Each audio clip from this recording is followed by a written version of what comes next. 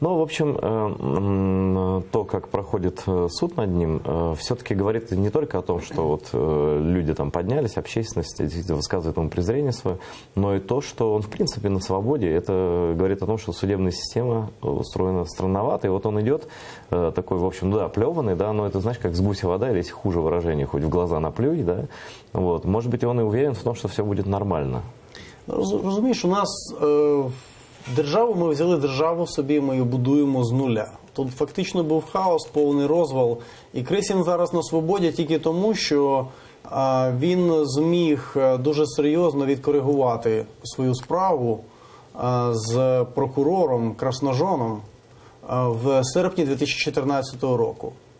В серпні 2014 року країна займалася всім, чим завгодно, вона захищала себе, був російський наступ.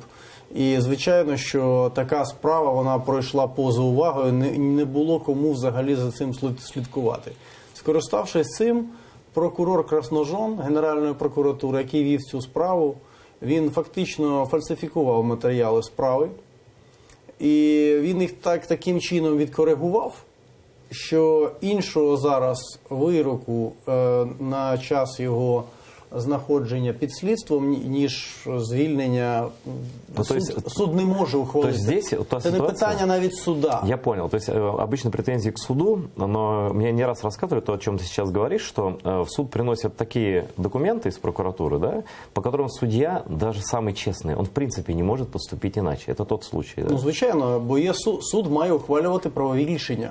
Якщо ми хочемо, щоб суд приймав правосудні рішення, ми маємо поважати закон. Якщо нас не цікавить і нам треба, щоб суд був каральний, то в принципі цього Крисіна до суда можна взагалі не доводити, а розстрілювати там на підході.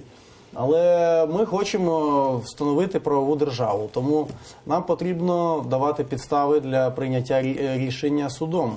А зараз можна тільки єдине, що сказати, що суд дуже повільно зволікав з розглядом цієї справи. Це була дійсно проблема. Ми писали про цю справу на цензорі, у нас була в серпні стаття і передбачалося, що да, Крисін може вийти на волю та взагалі з нього може бути знято звинувачення. Але це питання кваліфікації, яке було дано ще в 2014 році. Хуліганство. Да, вместо умишленого вбивства – хуліганство. Ну що зробиш? Хуліганство – це вже не тяжка стаття.